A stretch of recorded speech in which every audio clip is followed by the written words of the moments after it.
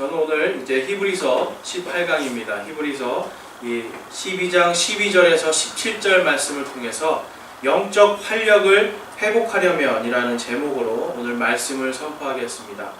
여러분, 우리는 영적 활력을 회복해야 됩니다. 자, 여러분들이 생각하실 때 여러분들의 영적인 활력이, 영적인 어떤 기운들이 얼마나 넘칩니까? 우리가 삶을 살아가면서 우리가 이 영적인 전쟁들을 날마다 치르거든요. 그렇기 때문에 우리는 날마다 이 영적인 활력을 회복하고 또 회복해서 믿음의 이 여정들, 그리고 이 믿음의 싸움을 잘 이겨나가야 됩니다. 그런데 이제 많은 사람들이 이 영적인 활력을 회복하는 데 있어서 성경적으로 과연 우리가 어떻게 영적인 활력을 회복할 수 있을지를 보는 것이 아니라 이렇게 자신들이 원하는 것들을 하게 됩니다. 어떤 분들은 혼자서 저 깊은 산속에 가기도 하고 혼자서 어떻게 따로 시간을 내기도 합니다. 이것이 나쁘다는 것이 아니라 그것에 더해서 우리가 오늘 하나님의 말씀을 통해서 영적인 활력을 우리가 어떻게 더 잘 회복할 수 있는지를 살펴보기를 원합니다. 여러분, 피곤하실 때 어떻게 하시죠? 우리 피곤하실 때, 그렇죠, 잘 쉬고, 그 다음에 잘 먹습니다. 영양가 있는 거 잘 먹고, 그 다음에 적당한 놀이나 어떤 적당히 내가 정말 좋아하는 사람들하고 좋은 시간을 가져야 돼요. 그렇죠? 그냥 잘 먹고 잘 늘어져 있는다고 힘이 나는 게 아니잖아요. 내가 사랑하는 사람들, 서로 사랑의 대화를 나누고 좋은 사람들을 만나면 힘이 납니다. 그리고 또 한 가지 해야 되는 게 있습니다. 항상 의사 선생님들이 마지막에 꼭 하라는 게 뭐예요? 걸으십시오. 그렇죠? 운동하십시오 라고 얘기합니다. 여러분, 피곤한데 그런데도 운동을 하라고 그러잖아요. 왜 그렇습니까? 체력이 떨어지지 않게 하기 위해서 우리는 운동을 해야 돼요. 그러니까 결국은 잘 먹고 잘 쉬고 그리고 좋은 사람 만나는 것 플러스 거기에 더해서 우리는 또 운동을 해야 돼요. 희한하죠? 우리 몸을 힘들게 만드는데 다시 활력이 생기잖아요. 그거는 하나님이 사람의 몸을 그렇게 만들었기 때문에 그래요. 우리가 이제 운동을 하잖아요, 여러분. 그럼 운동하면 근육이 커지죠. 근육이 커지면 힘이 생기잖아요. 그런데 이것을 과학적으로 보면 운동을 하는 순간 근육은 다 찢어지게 돼 있어요. 운동을 하면. 그런데 하나님께서 사람 몸에 놀라운 생명력을 주세요. 찢어진 근육을 다시 복구시킬 때는 더 큰 에너지, 그리고 더 많은 영양분을 거기에 다 주셔가지고 기운이 나게 합니다. 그래서 우리 몸이 그렇게 한번 찢어지고 회복되고 찢어지고 회복되는 것을 통해서 근육이 발달하잖아요. 그렇죠? 근육이 발달하고 힘이 생기면 피로가 더해지고 피로가 덜해지고 그리고 그 피로를 이길 수 있는 힘이 생기는 겁니다. 영적인 이 활력, 영적인 체력을 회복하는 것도 마찬가지입니다. 우리가 하나님의 말씀을 잘 듣고요. 그 다음에 또 잘 쉬어야 됩니다.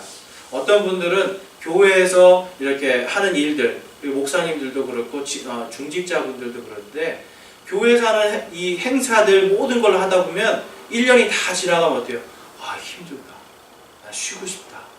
쉬고 싶은 그때에 딱 또 뭐가 있죠? 송구영신 예배가 딱 있어요. 그러니까 또 일을 하는 거예요. 그러니까 이 교회에서 봉사를 많이 하시는 분들도 영적으로 사실 활력을 얻기 위해서는 쉬어야 됩니다. 그러니까 우리가 영적으로, 육체적으로 활력을 얻기 위해서 이 휴가를 가잖아요. 그렇죠? 바캉스를 가는데 마찬가지입니다. 우리가 영적으로 회복할 때도 바캉스가 있어야 됩니다. 그래서 이런 부분들을 우리가 어떻게 해야 됩니까? 지혜롭게 잘 조절을 하실 수 있어야 돼요. 그래서 지혜롭게 내가 영적으로도 좀 쉴 수 있는 시간이 필요하고요. 그 다음에 마찬가지입니다. 영적으로 좋은 사람들, 내가 서로 영적인 내 간증을 서로 나눌 수 있고 상대방의 간증을 듣고 그것을 통해서 우리가 영적인 체험을 얻고 그 다음에는 영적인 운동을 해야 돼요. 오늘 성경 말씀에 보면 이 12장 12절에 보면 그러므로 늘어진 손과 연약한 무릎을 일으켜 세우고 라고 말씀합니다. 여러분, 하나님께서 우리를 구원하여 주시고요. 우리에게 많은 은혜를 주시는데요. 여기에 보면 하나님께서 늘어진 손과 그 다음에 연약한 무릎을 일으켜 세워주신다는 게 아니죠. 너희가 일으켜 세우라는 겁니다. 내가 할 수 없다고 생각할 때 하나님께 온전히 의지하고 내가 내 의지와 나의 모든 것을 다해서 일으켜 세워야 되는 겁니다. 그래서 하나님의 은혜, 그리고 하나님의 인도하심, 그리고 내가 하나님 앞에서 순종하고 하나님 앞에 내가 겸손하게 그분을 의지함이 항상 같이 가야 되는 겁니다. 그래서 우리는 영적인 운동이 필요한데요. 여러분, 이런 이제 영적인 운동들을 할 때 있어서 우리가 먼저 해야 될 것들이 있어요. 그것이 뭐냐면, 하나님이 오늘 말씀 속에서 보면 이제 이 15절에 보면 쓴뿌리 이런 이야기들이 나오고, 그 다음에 13절에 보면 너희 발을 위해 고든 행로를 만들지니 이런 이야기가 말씀이 나옵니다. 그러니까 무언가 우리가 영적인 운동을 할 때 이러한 것들이 반드시 필요하다는 것을 말씀하고 있는데요. 이 말씀을 준비하면서 제가 예전에 제가 영적으로 가장 영적으로 가장 메말랐을 때가 생각이 나더라고요. 그때 무슨 일이 있었는지 제가 뭐 구체적으로 말씀드릴 수 없지만, 제가 사람들을 미워한 적이 있어요. 그러니까 사람들을 미워하고 그 사람을 내 마음속에 정죄를 하기 시작하니까 제 입술이 어떻게 됩니까? 계속 남을 정죄하는 입술을 갖게 돼요. 한쪽에서는 하나님을 찬양하는데 돌아서서는 남을 정죄하고 남을 미워하는 말을 하는 거예요. 그리고 그런 사람들끼리 모여가지고 그 한 사람, 그 몇 사람을 놓고 계속 미워하는 말들을 하는 거예요. 그러니까 쉽게 말해서 뒷담화라고 하죠. 뒷담화를 하는 거죠. 그런데 그것이 계속 이어지니까 제 영적인 상태가 고갈이 되는 거예요. 그래서 제가 이 영적인 상태가 고갈이 된 것을 느끼고 계속 하나님께 간구했습니다. 하나님, 이게 제가 지금 하는 이 비판과 이런 저 사람을 향해서 하는 이런 말들이 잘못된 말이 아니지 않습니까? 저 사람이 잘못하고 있지 않습니까? 이러한 질문을 던졌는데 하나님께서는 계속 저에게 그럼에도 불구하고 용서하고 사랑하라고 하는 말씀을 계속 주시는 거예요. 이제 그러한 말씀들 속에서 고린도전서 8장 11절에서 12절 말씀에 이 말씀을 듣고 제가 철저하게 깨졌습니다. 그래서 8장 11절 12절에 보면, 그러면 내 지식으로 말미암아 그 약한 형제가 멸망하리니 그를 위해 그리스도께서 죽으셨느니라. 그러나 너희가 이와 같이 형제들에게 죄를 짓고 그들의 약한 양심을 상하게 하면 그리스도께 죄를 짓느니라. 제가 공격했던 사람들이 그리스도인들이었거든요. 하나님을 믿는다라고 하는 사람이 어떻게 저럴 수 있어? 하나님을 믿는다고 하는 사람이 어떻게 이런 행동과 이런 말을 할 수가 있고 이런 결정을 할 수가 있는가라고 하는 제 지식 속에서 그들을 판단한 거예요. 판단하고 정죄했는데 하나님께서 이 말씀을 통해서 뭐라고 하시면, 내 지식으로 말미암아 그 약한 형제가 멸망하리니 라고 말씀합니다. 그러면서 그를 위해 그리스도께서 죽으셨느니라 라고 말씀하시는 거여서 그 말씀에서 제가 팍 마음이 무너졌어요. 내가 조금 더 안다고, 내가 조금 더 그 사람보다 더 많은 경험을 해봤다고 해서 그 사람을, 약한 형제를 제가 멸망시키고 있었구나. 그런데 예수님은 바로 그 한 사람을 위해 죽으셨구나라는 게 탁 오면서, 나 같은 게 뭐라고? 나 같은 게 뭐라고? 저 한 형제를, 저 형제들을 내가 정죄하고 비판할 수 있었는가라는 것을 돌이켜보면서 하나님 앞에 철저하게 제 자신이 무너져 내리는 경험을 한 적이 있습니다. 그러면서 하나님께서는 저에게 이 마태복음 18장에 나오는 만달란트 빚진 자의, 만달란트 빚진 종의 비유를 통해서 더 저의 자신을 볼 수 있게 해주셨어요. 이 이야기는 여러분들이 잘 아실 겁니다. 어떤 종이 만달란트를 빚졌는데 주인이 그걸 어때요? 이 사람이 도저히 갚을 수 없으니까, 그래, 내가 그 만달란트를 탕감해 줄게, 갚지 마 하고 이 사람을 보내주잖아요. 보내주는데 나가는데 바로 나가자마자 밖에서 자기에게 이 얼마죠? 자기에게 100데나리온을 빌린 사람을 만납니다. 멱살을 잡고 돈 내놓으라고 하다가 돈 못 갚는다니까 어떻게 해요? 이 사람을 감옥에 넣는 얘기가 바로 만달란트 빌린 종의 이야기거든요. 만달란트가 얼마입니까, 여러분? 1달란트가 6,000데나리온이에요. 그러면 16년 동안 꼬박 저금을 해야 모을 수 있는 돈이었대요, 당시에. 그러니까 하루에 노동자가 1데나리온을 버는데요. 지금 이 100데나리온이면 3개월치잖아요. 3개월치 빚진 사람을 지금 감옥에 든 사람이에요. 그런데 이 만 달란트를 탕감받은 사람은 얼마만큼의 돈을 탕감받은 거냐면, 1데나리온이 하루 품삯이고 그 다음에 1달란트가 16년의 품삯이에요. 그러면 거기에 곱하기 만을 해보세요. 16만 년 동안 갚아야 되는 돈이에요. 갚을 수가 있겠어요, 여러분? 갚을 수가 없죠. 어마어마하게 큰 돈을 빚진 이 빚을 그 종의 주인이 탕감시켜줬어요. 이 주인이 누구십니까? 바로 예수 그리스도시거든요. 우리는 이 죄로 인해서 도저히 우리 힘으로는 탕감받을 수 없는 이 빚을 예수님께서 피를 흘려서 우리 대신 지불해 주심으로 인하여서 우리의 죄가 다 탕감받았잖아요. 그런데 제가 바로 그 10,000달란트 빚진 자였던 거였어요. 제가.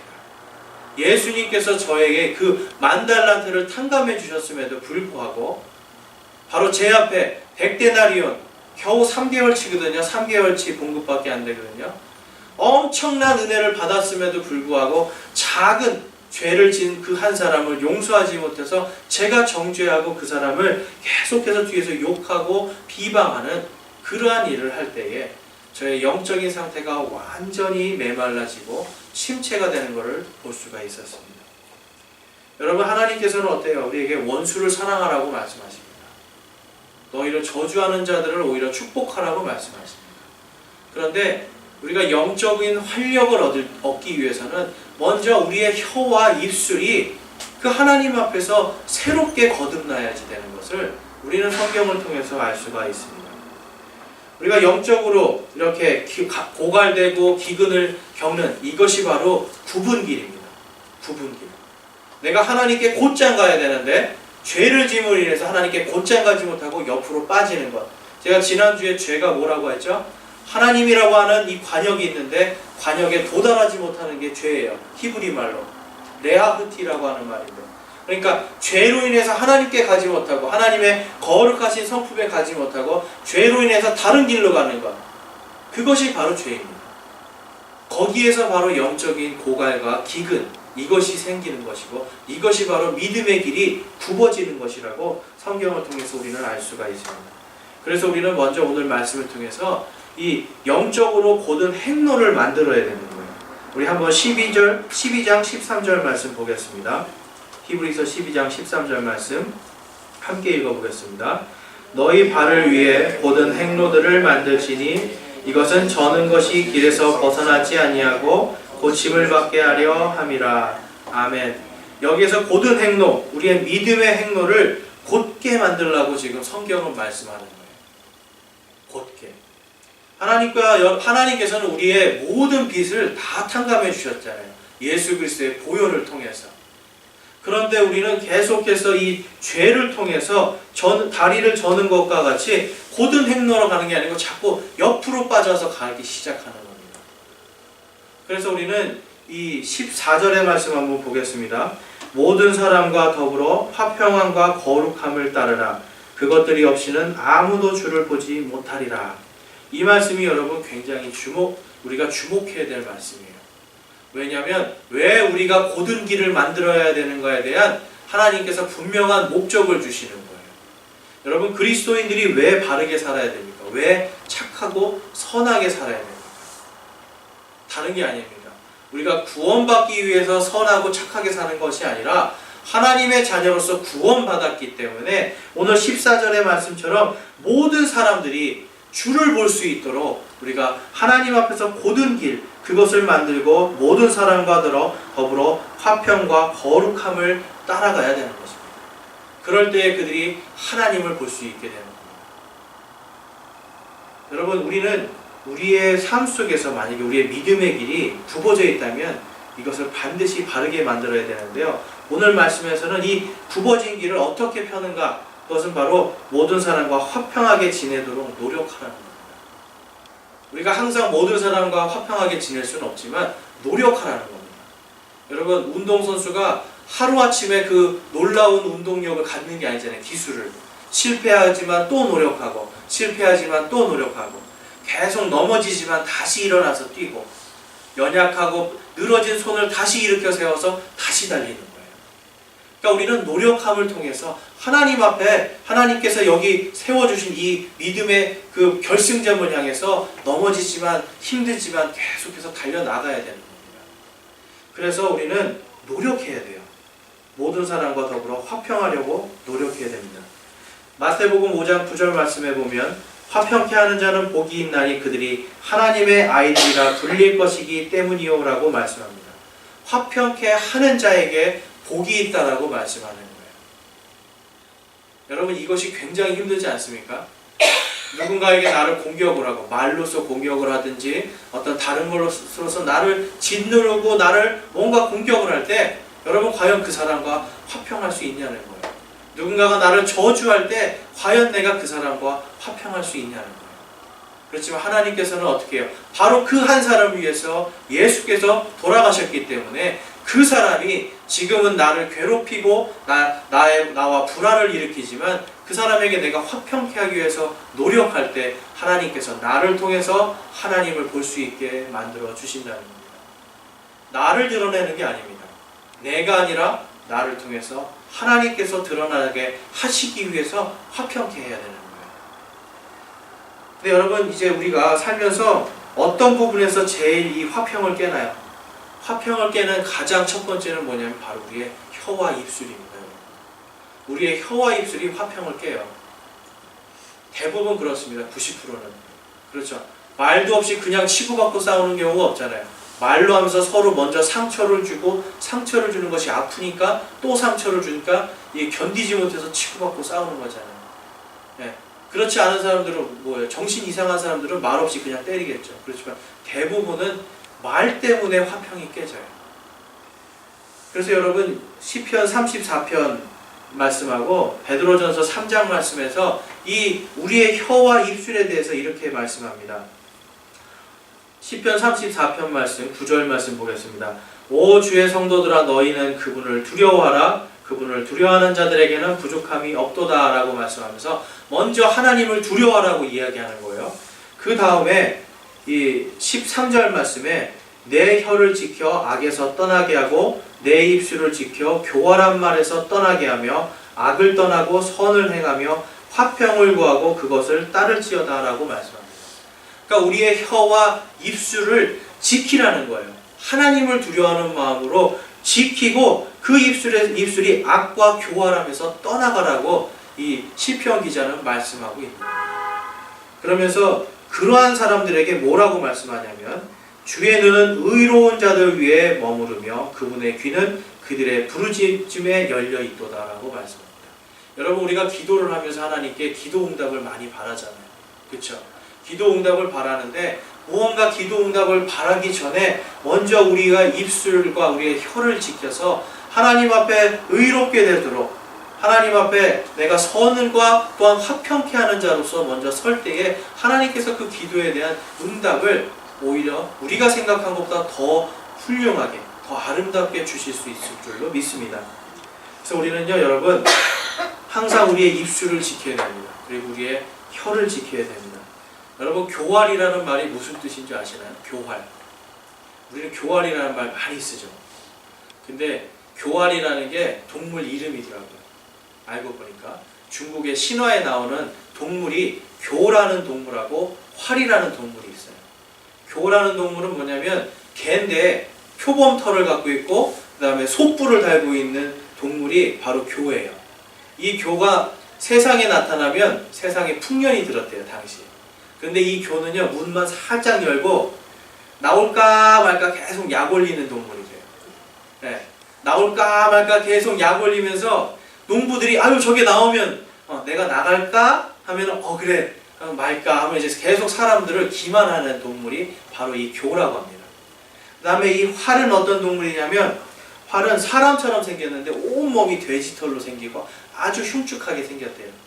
그런데 이놈이 하는 일이 뭐냐면 이 큰 짐승들이 나타나잖아요. 그럼 자기 몸을 동그랗게 만들어가지고 짐승의 밥이 된대요, 스스로.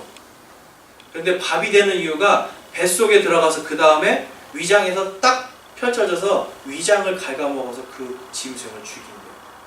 그러니까 이 두 짐승의 공통점은 뭡니까? 사탄과 똑같아요. 다른 사람을 이렇게 유혹하고 기다리고 하고 이 활이라는 동물 어때요? 심지어는 먹혀 죽이기까지 하는데 어떻게 이 속에서 이 모든 몸을 다 망가뜨리기 위해서 파먹는 짐승이에요. 교활이라는 건 그런 의미입니다. 다른 사람을요, 아주 그냥 뭐라죠? 교묘하게 속이는 거예요. 속이고 그 사람을 망가뜨리기 위해서 하는 말이 교활한 말입니다. 그래서 이 교활한 놈아라고 얘기하면 아주 굉장한 욕이 되겠죠. 우리는 그래서 하나님께서는 이 교활한 말, 영어로는 크래프티라고 하는데요, 이 교활한 말을 버리라는 겁니다. 우리의 혀와 입술을 교활함과 악에서부터 지키라는 겁니다. 지키라는 건 뭐예요? 여기로 가지 말고 거기에서 떠나오라는 거예요. 떠나오라. 그래서 우리는 이 입술 항상 지켜야 되는데요, 이것에 대해서 베드로전서 3장 8절에서 9절 말씀에 이렇게 말씀합니다. 우리 베드로전서 3장 8절에서 9절 말씀 한번 찾아보겠습니다. 히브리서에서 조금 더 뒤로 가면 베드로전서입니다. 야고보서 지나서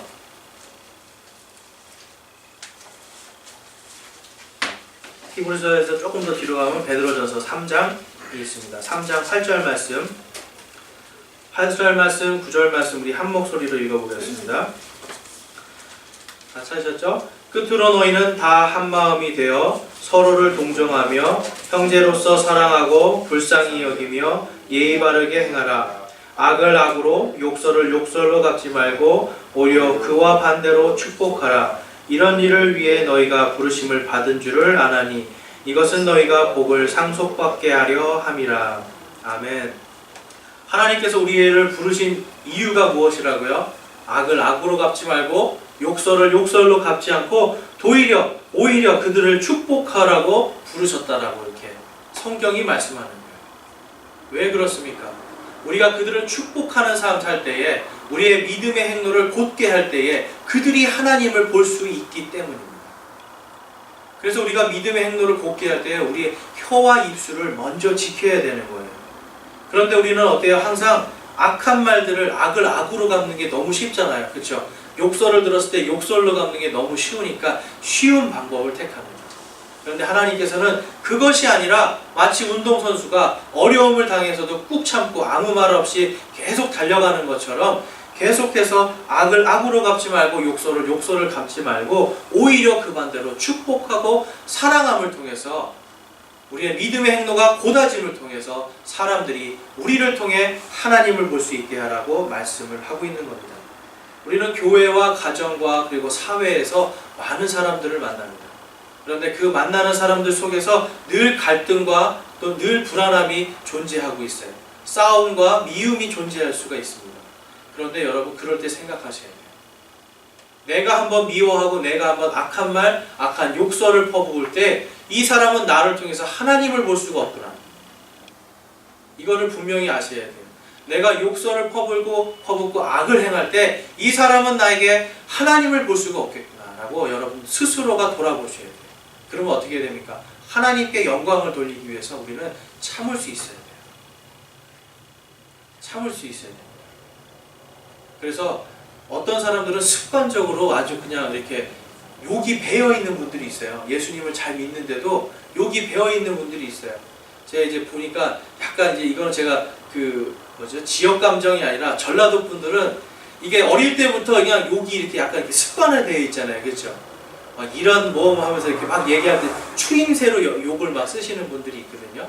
그런데 이제부터는 여러분들이 그 추임새로 넣는 그것이 아무리 재미있는 욕이라고 할지라도, 재미있는 상황이라고 할지라도 그것을 우리는 하나님의 영광을 위해서 참을 수 있어야 돼요.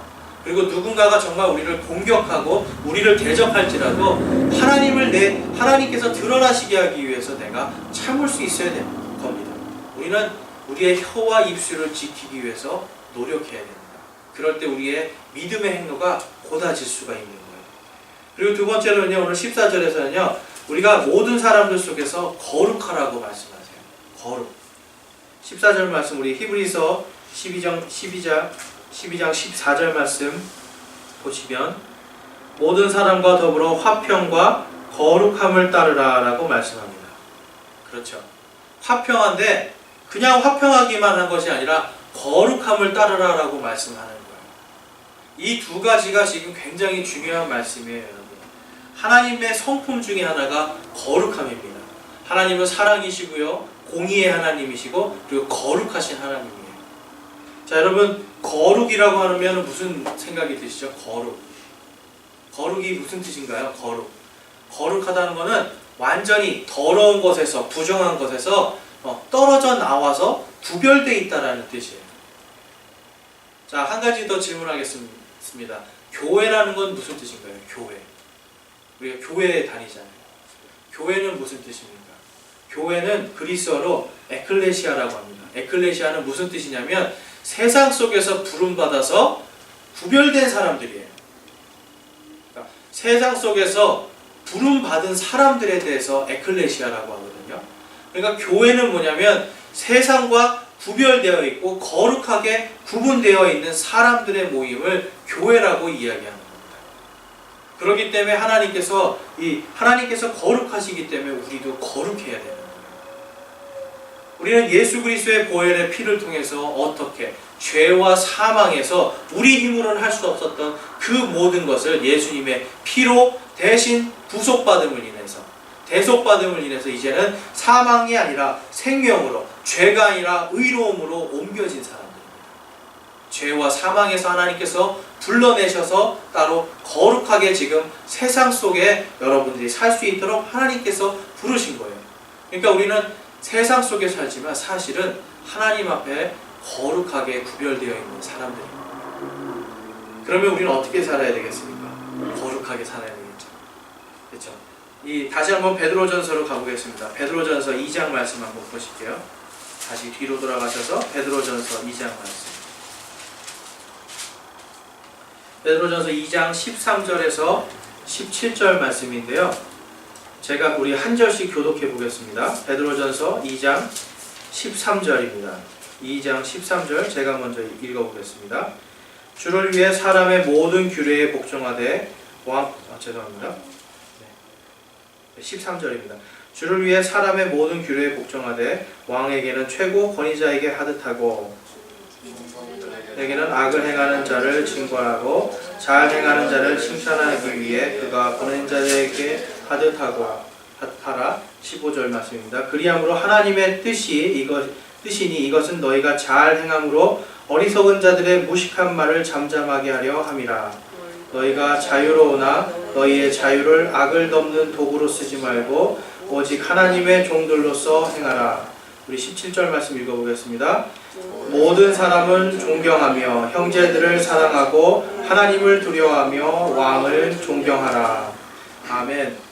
이 지금 하나님의 말씀, 이 베드로는 무엇을 이야기하고 있습니까? 우리가 하나님께서 우리를 자녀로서 삼아주시고 그다음에 우리에게는 모든 것을 할 수 있는 자유가 있어요. 그렇죠? 자유가 있음에도 불구하고 우리의 왕이신 하나님이 있음에도 불구하고 우리가 세상 속을 살아갈 때에 그들의 규례에도 복종하고 그들을 존경하라는 겁니다. 그러면서 또한 그들이 하는 것들을 다 달게 받으라는 것입니다. 그런데 15절 말씀 그리함이 하나님의 뜻이니 이것은 너희가 잘 행함으로 어리석은 자들의 무식한 말을 잠잠하게 하려 함이라. 너희가 자유로우나 너희의 자유를 악을 덮는 도구로 쓰지 말고 오직 하나님의 종들로서 행하라 라고 말씀합니다. 세상을 살아가지만 우리는 세상 속에서 거룩하게 구별되어서요 이렇게 살아가야 되는 겁니다.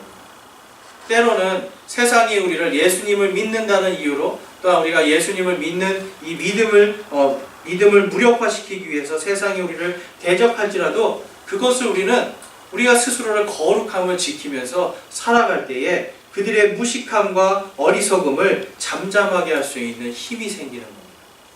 여러분 거룩함에서 힘이 나옵니다.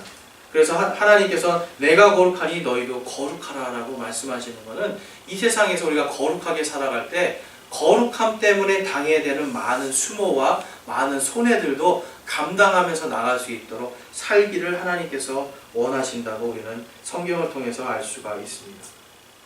그래서 이 19절 말씀에 보면 베드로전서 2장 19절 말씀을 보면 사람이 부당한 일을 당하고도 하나님을 의식함으로 고통을 견디면 이것은 감사할 일이나 라고 말을 합니다.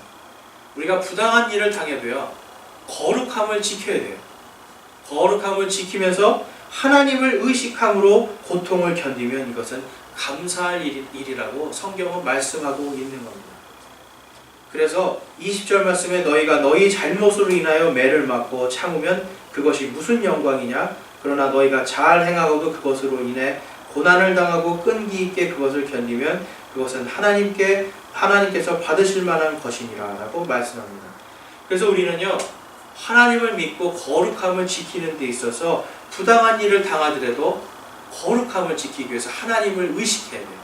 하나님께서 거룩하시니 나도 거룩해야겠다라고 하는 이 믿음을 지킬 때에 우리의 믿음의 행로가, 굽어진 믿음의 행로가 곧바르게 펴질 수가 있는 것입니다. 여러분, 시편 105편 3절에서 이 다윗이 이렇게 말씀해요. 너희는 너희의 거룩한 이름을 너희는 그분의 거룩한 이름을 자랑하라. 주를 구하는 자들의 마음은 기뻐할지어다 라고 말씀합니다. 세상을 살면서 우리가 믿음의 행로를 곧게 하기 위해서는요, 사실 많은 것을 포기하고 우리가 많은 손해를 봐야 될 때가 있어요. 특별히 거룩함을 지키기 위해서 그럴 때가 많이 있습니다. 제가 아는 목사님이 이 해병대에 갔는데, 해병대에 가서 예수님을 영접한 거예요. 너무 힘들어서. 근데 그 전까지는 술을 먹고 그가 엄청 아무튼 포항 시내에서 아주 유명할 정도로 그렇게 막 놀던 사람이었는데, 이 사람이 예수님을 딱 믿고 어떤 마음이 들었냐면, 예수님이 이렇게 거룩하시고 존귀하신 분인데 그분이 나를 위해서 죽으셨구나. 그러니까 나도 그분을 위해서 거룩하고 존귀한 사람이 되어야 되겠구나라고 생각을 해서 그때부터 술을 딱 끊었대요. 근데 여러분, 술을 딱 끊는 순간, 하나님 앞에 내가 거룩해지겠다라고 결단하는 순간 무슨 일이 일어났을 것 같으세요? 그날 그 주의 주말에 선배들한테 창고에 가서 죽도록 두들겨 맞았습니다. 야, 내 술 한잔 안 받아? 죄송합니다. 저는 예수님을 믿기 때문에 술을 먹을 수 없습니다. 어쭈 이것 봐라. 그날 하필이면 회식이 있었대요. 그래가지고 선배들한테 질질 끌려가서 죽도록 두들겨 맞았대요. 그 다음 달에 또 회식이 있었는데 또 가서 죽도록 두들겨 맞았대요. 자신이 하나님 앞에 하나님이 거룩하시니 나도 거룩해야 되겠다고 하는 그 말씀을 지키기 위해서 노력하는데 결과는 어때요? 두들겨 맞고 왕따 당하고 시련과 고통이 그를 엄습했습니다. 그럼에도 불구하고 그가 거룩함을 지킨 것 때문에 나중에는 오히려 부대장도, 야, 얘는 다른 애야, 얘는 진짜 그리스도인이야 라고 인정받으면서 이 사람에게는 항상 사이다가 준비되었다는 이야기가 있습니다. 여러분, 우리가 거룩함을 지킬 때 때로는 이렇게 아픔이 와요. 슬픔과 고통이 오고 좌절이 올 수 있습니다. 하지만 하나님께서 그 모든 것을 그것이 지난 다음에 더 풍성하게 보상해 주실 것을 우리가 믿는 것, 그것이 히브리서 11장 6절에서 말하는 우리가 하나님께서 계시는 것과 그분께서 반드시 보상해 주시는 분임을 우리가 믿을 때에 하나님께서 기뻐하신다고 말씀하시잖아요. 그와 같은 믿음을 우리가 가질 수 있는 것입니다. 그리고 세 번째로 우리는 우리 자신을 부지런히 살펴야 돼요. 여러분, 믿음의 길을 곧게 할 때 늘 중요한 게 있습니다. 우리의 길을 부지런히 살펴야 됩니다. 다시 히브리서 12장 15절 말씀 가보겠습니다. 히브리서 12장 15절 말씀 우리 함께 읽어보겠습니다. 부지런히 살펴 하나님의 은혜에 이르지 못하는 자가 없게 하고 쓴뿌리가 돋아나 너희를 괴롭게 하거나 그것으로 말미암아 많은 사람이 더럽게 되지 않도록 할지니. 아멘. 우리는 쓴뿌리에 대해서 많이 들어보셨죠, 여러분? 교회를 좀 오래 다니신 분들은 쓴뿌리라는 거에 대한 걸 많이 들어보셨는데, 오늘 이 말씀에서 지금 쓴뿌리가 하는 역할이 무엇입니까? 쓴뿌리가 돋아나면 우리가 괴롭게 되고요, 그것으로 말미암아 많은 사람들이 더럽게 된다라고 말씀합니다. 이 쓴뿌리는요, 여러분, 단순히 우리가 성격적인 문제, 인격적인 문제를 이야기하는 것이 아닙니다. 우리가 내 성격이 더럽다고 해서 다른 사람이 더럽혀지나요? 그렇진 않죠. 내 인격이 더럽다고 해서 다른 사람이 더럽혀지나요? 그렇지 않죠. 성경에서 말하는 쓴뿌리는 분명히 다른 의미가 있다는 것을 우리는 알 수 있는데요. 그 밑에 있는 16절 말씀에 보면 이렇게 이야기하시죠. 이것은 음행하는 자나 혹은 먹을 것 한 조각을 위해 자기의 장자권을 판 에서와 같이 속된 자가 있지 아니하게 하려 함이라 라고 말씀합니다. 그럼 이 쓴뿌리는 바로 음행이나 에서와 같이 장자권을 함부로 팔았던 것, 그리고 또한 여기에 보면 속된 자, 여기에 속해 있는 게 쓴뿌리라는 거예요. 그래서 여러분 신명기 29장 18절 말씀 한번 찾으실 수 있는 분들은 찾으시기 바랍니다. 신명기 29장 18절에 이 쓴뿌리가 무엇인가에 대해서 말씀해 주고 계세요. 신명기 29장 18절 말씀입니다.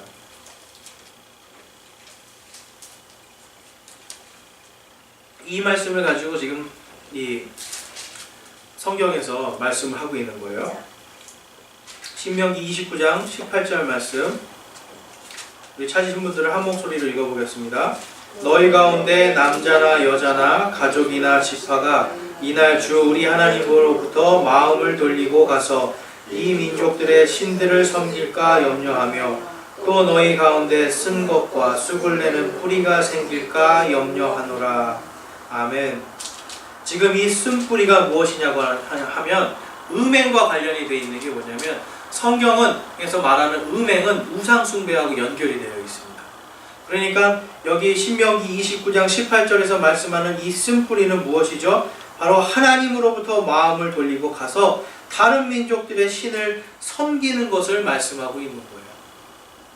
그러니까 지금 이 히브리서에서 말씀하는 이 쓴 뿌리는 뭐냐면, 하나님으로부터 우리의 마음이 돌이켜지고 하나님이 아니라 음행이나 다른 것들에게 내가 더 마음을 주고 하나님에게서부터 완전히 돌이키는 것을 바로 쓴 뿌리라고 하는 것을 볼 수가 있습니다. 에서는 어떤 사람이었습니까? 에서는 자기 아버지를 통해서 하나님께서 이 자기 아버지 이삭에게 한 씨에 대한 언약을 주심을 그는 알고 있었어요.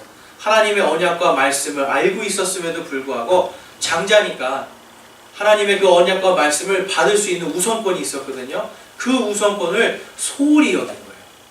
하나님의 말씀을 업신여긴 거예요. 그렇기 때문에 그는 하나님께로 간 게 아니라 세상 속으로 가는 속된 자가 되고 말았습니다. 여러분, 우리의 마음속에 쓴뿌리가 있는지 한번 잘 살펴봐야 됩니다. 우리가 과연 어떤 것 때문에 하나님께 더 가까이 가지 못하는지, 그것이 바로 우리의 쓴뿌리고 그것이 바로 우상인 것입니다. 골로새서 3장 5절 말씀에 보면 이렇게 말씀합니다.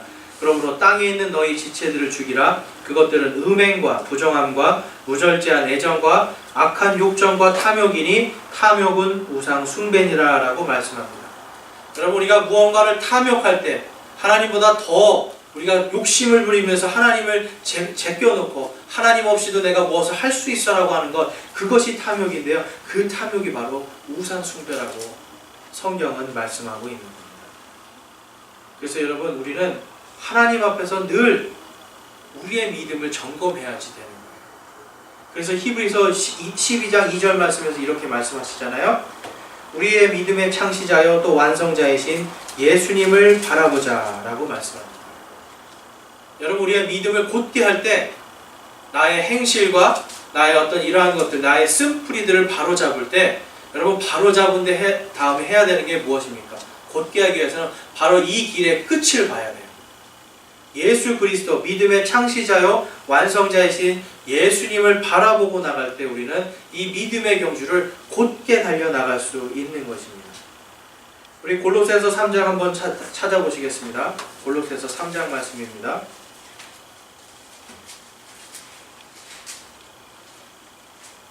골로새서 3장입니다. 골로새서는 빌립보서 다음에 있습니다. 골로새서 3장 말씀, 3장 12절에서 15절 말씀 한번 보겠습니다. 골로새서 3장 12절 말씀에서 15절까지 말씀 우리 한 절씩 한번 교독해 보겠습니다. 그러므로 너희는 하나님께서 선택하신 자요 거룩하고 사랑받는 자로서 긍휼히 여기는 심정과 친절한 겸손과 생각과 온유함과 오래 참음을 입고 누가 누구와 다툴 일이 있거든 서로 참고 서로 용서하되 하나님께서 너희를 용서하신 것 같이 너희도 그리하며 이 모든 것 위에 사랑을 입으라. 사랑은 완전하게 매는 띠니라. 하나님의 화평이 너희 마음속에서 다스리게 하라. 너희도 그 화평에 이르도록 한 몸 안에서 부르심을 받았으니 감사하는 자가 되라. 아멘. 여러분, 지금 하나님께서 이 골로새서 말씀을 통해서 오늘 우리가 본 말씀 전체를 다 요약해 주고 계세요. 그렇죠. 골로새서 3장 12절에서 보면 하나님께서 우리를 선택해 주신 거예요. 그렇기 때문에 하나님의 거룩하심과 사랑과 긍휼하심을 우리가 옷 입은 사람들입니다. 그렇기 때문에 우리가 하나님께 선택받은 자로서 거룩하고 그 다음에 사랑받는 자로서 긍휼히 여기는 심정과 친절과 겸손한 마음과 온유함과 오래 참음으로 옷을 입으라고 말씀하는 거예요. 그리고 그리스도께서 너희를 용서하신 것 같이 너희도 그리하며 이 모든 것 위에 사랑을 입으라라고 말씀합니다. 그리고 15절 말씀에 하나님의 화평이 너희 마음속에서 다스리게 하라. 너희도 그 화평에 이르도록 한 몸 안에서 부르심을 받았으니 감사하는 자가 되라라고 말씀합니다. 여러분, 우리가 믿음의 길을 곧게 할 때 반드시 우리는 하나님께서 이루시는 하나님의 사랑과 하나님의 화평과 하나님의 거룩을 가지고 이 땅에서 화평을 이루는 사람이 되어야 합니다. 그리고 하나님의 화평이 우리의 마음속, 우리의 삶을 다스리도록 우리의 삶과 마음을 주님께 내어 드려야 되는 것입니다. 그럴 때에 우리는요, 쓴뿌리들을 없앨 수가 있어요. 쓴뿌리는 하나님께서 멀어지게 하는 것인데 우리의 마음속에 과연 어떤 것들이 하나님에게로부터 우리 자신을 멀어지게 하는지를 우리는 늘 점검해야 되는 것입니다. 여러분, 우리는 오늘 우리의 믿음의 행로를 곧게 할 때에 우리의 영적인 활력이 새어나는 것을 보았습니다. 그것은 바로 우리가 화평케 하는 자가 되어야 되고, 그리고 하나님의 거룩함이 우리를 다스리게 하는 자가 되어야 되고, 늘 날마다 우리 자신을 점검함을 통해서 하나님께서 거룩하신 것 같이 하나님의 사랑과 긍휼하심, 그것을 가지고 우리가 친절함과 완전함을 가지고 거룩하게 세상 속에서 사람들에게 우리 자신을 통해서 사람들이 하나님을 볼 수 있도록 해야 되는 것입니다. 그렇게 할 때 우리의 믿음의 행로들이 곧아지고 우리의 영적인 활력들이 다시 회복될 줄로 믿습니다. 여기 앉아 계신 모든 우리 사랑하는 형제 자매님들께서 정말 이 말씀처럼 정말 우리의 혀를 지키고 우리의 행실을 지켜서 우리를 통해서, 우리의 삶을 통해서, 우리의 말들을 통해서 모든 사람들이 하나님과 화평하고 또한 나와 화평하며 그 속에서 하나님을 볼 수 있게 하는 그러한 하나님의 영적인 활력이 계속해서 샘솟고 더 강력하게 영적인 활력들이 생기기를 주님의 이름으로 축원합니다. 우리 이 시간 기도하시겠습니다. 우리 기도